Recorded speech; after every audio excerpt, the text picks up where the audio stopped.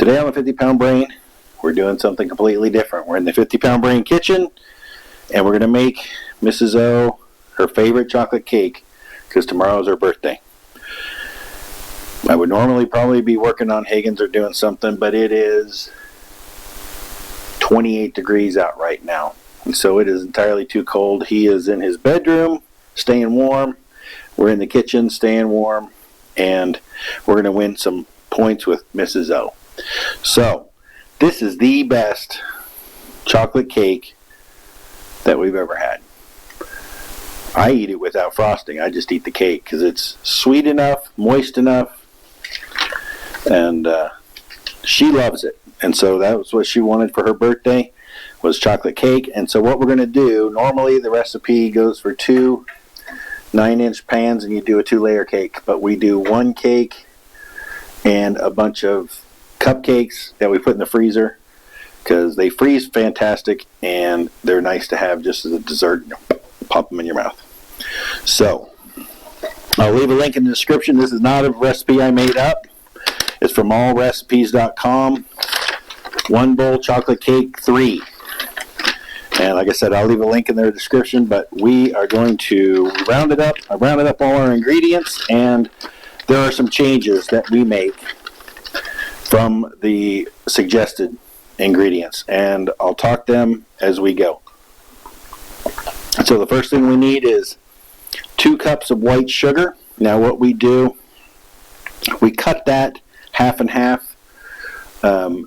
Sugar and allulose, which is a sweetener made from figs, I believe. And what it does is your body does not process it well. It tastes just like sugar, but your body doesn't process it actually at all. So it doesn't raise your blood sugar at all. So if you're diabetic or you're watching your blood sugar, allulose is a very good substitute. You can get it on the interwebs from the Jungle website. It's probably the cheapest. That's where we're getting it until more health food stores start stocking it. 1 3/4 cups all-purpose flour. We use King Arthur flour, non-GMO. Avoided all the GMO stuff, so we use King Arthur flour. Cocoa powder, just regular old Hershey's cocoa powder. Baking powder, baking soda, salt, eggs, 1 cup of milk. We don't use regular cow milk. We use cashew milk instead. If you are lactose intolerant or any of those other issues, this works very well. It's just as creamy as regular milk, and it has worked well in this recipe. I've done it every single time I've made it. I use it, and it works very well. 1/2 cup of vegetable oil. We don't use vegetable oil because it's either going to be soybean, GMO, or corn oil. I don't know if you can find non-GMO corn anymore. So we use avocado oil. Also works very well. 1-to-1 as far as replacement ratio. Done great. Vanilla extract. Now, this is a boiling water recipe. So, I've just turned on the teapot to get my water boiling for when we're ready for that. So let's get to mixing stuff up. Alright, so let's start mixing up all our dry ingredients. We got the old KitchenAid here. Our 2 cups of sugar, which since we're using allulose is like a 1.5 to 1 allulose to sugar replacement. So we're going to do 1.5 cups of allulose.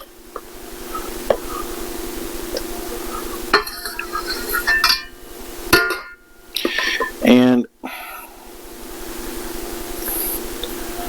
these measurements aren't super precise. We basically are putting the sugar in because neither one of us are diabetic, not a but. And the allulose, we do tend to go through it faster because it is a 1.5 to 1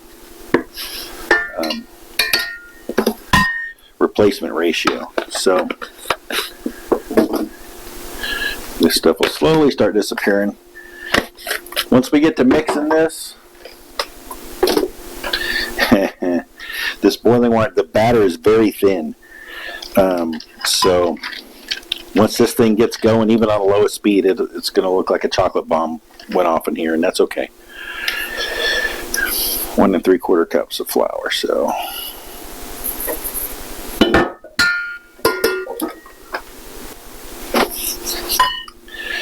1 1/2 teaspoons of baking powder. There goes my recipe. 1 1/2 teaspoons of baking soda.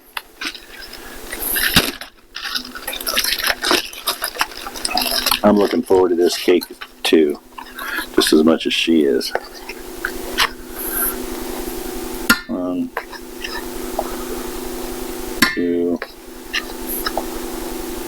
3. Okay. Teaspoon of salt.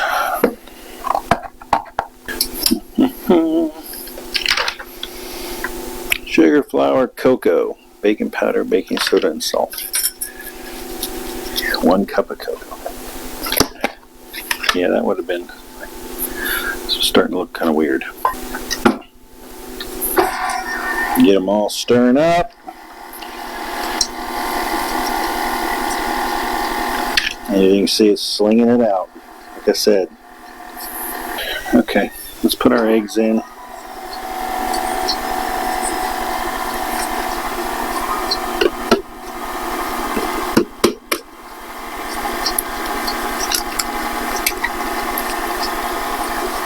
Okay. I already put the first one in before I realized I didn't hit record. So, our water's boiling.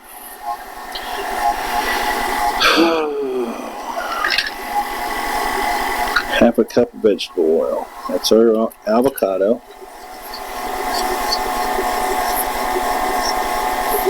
Yeah, I haven't made this 100 times yet where I can do it from memory. Like my chicken casserole.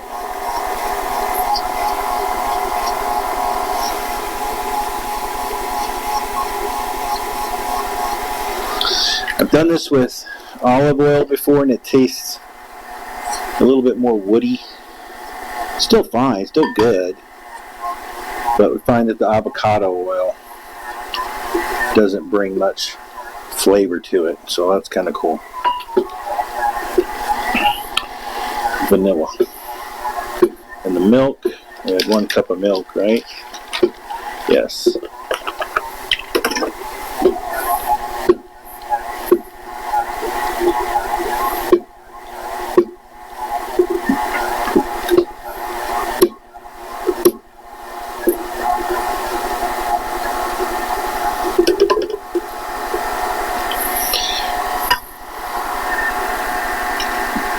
Okay.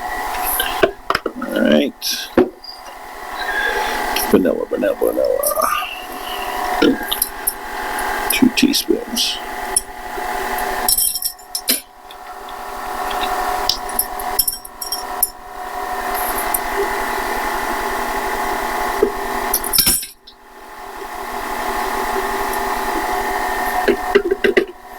Okay. That smells so good. This is going to go for a minute. Mix for 2 minutes on medium speed. And I think that's low. So we're going to do 1 more. The other thing that this does, this batter, when you bake it, it's going to double in size. So don't, well, I guess we can while we're doing that. And if it goes longer than 2 minutes, it's just fine, because I've actually had better luck when I let it go longer than 2 minutes. Put as many of these, we'll fill as many of these cups as we can. Like I said, nothing's going to be greater than half full because this stuff expands amazingly.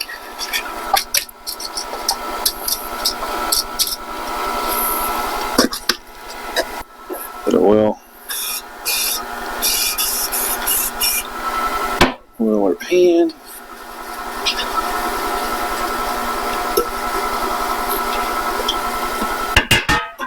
Okay. Right. Forgot to do the most important thing, and that was preheat our oven. So that's going now. Here we go with our 1 cup of boiling water. See? There we go. Told you. It's going to be a chocolate bomb. Turn this down. You can see my recipe. It's exploded on it every time.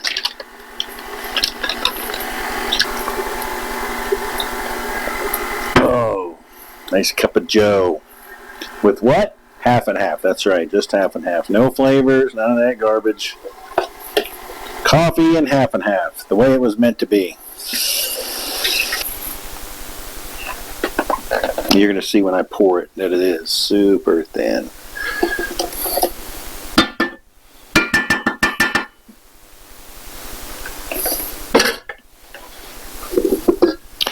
And as you can see, let's make sure we're not too gritty. And we seem to be okay. All right.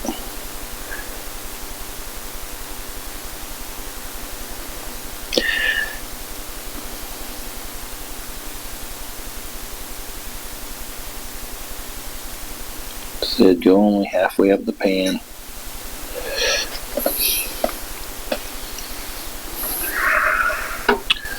This is going to be the good times right here. Halfway up the cups.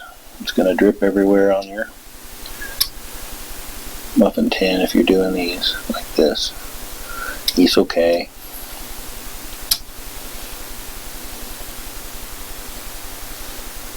They're actually a little bit higher than half, but that's okay.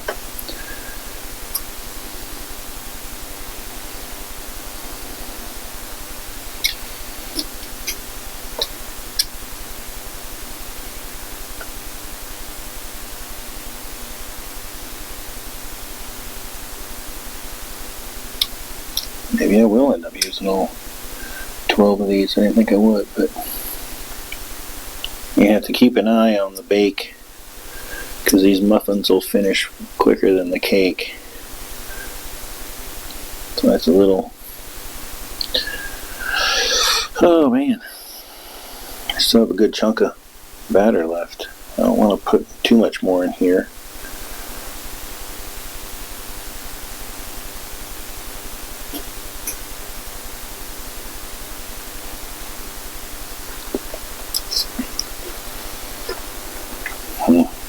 I won't have room for 2 of these and that in the oven, so I guess we'll just dump. That's not actually that much. So while we wait for the oven to finish preheating, we'll clean up this murder scene right here. Now, because these have such a tendency to become gigantic, and I don't want to make a mess in this oven, I'm putting them on this gigantic cooking sheet to put them in. Here we go. 30 to 35 minutes. We'll start at 30. And we'll check them from there. Alright, see when these babies come out. So let me show you. This is after, well, it's been in 16 minutes. But you can see everybody's rising. These are running over. So I knew it was going to happen. We'll see how big a mess we make in our pan. Now, one thing we are going to do once they come out of the oven is we're immediately going to cover them with plastic, or the cake, cover it with plastic and freeze it. Now what that does, a couple things. If you were to go on to the frosting step, a frozen cake is a whole lot easier to frost. And it locks in the moisture into the cake. Now, once again, I didn't think of that. I'm not that smart, but I can follow simple directions. And that was lovely lady at church, Amy, gave me that tip, and it has worked very well. So I'm passing that on to you. But what we're going to do, since the freezer is full, we're going to cover them. It's dropping. And we're going to put them outside. We'll keep an eye on them so that varmints and critters don't haul off Mrs. O's cake. But we're going to let them do their cooling out there. We originally set it for 30 minutes. So we're 25 21 and a half minutes in. And they're getting bigger. They're all blowing up. So I just checked one of the cupcakes, and it's almost done. We'll give it a couple more minutes, but I think the cake's going to have to go longer than 30.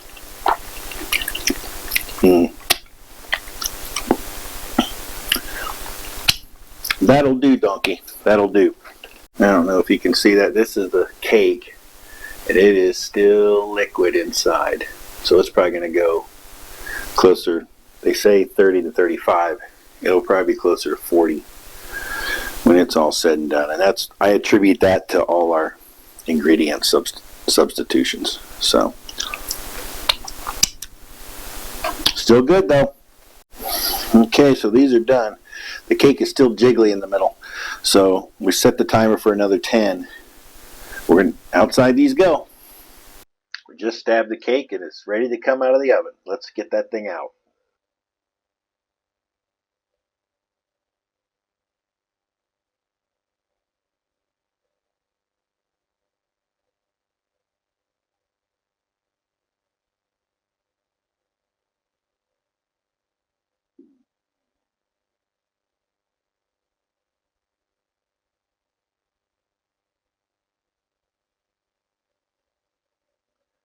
So let's check and make sure it's done. And it is. So let's cover it with the wrap. Set it outside to cool.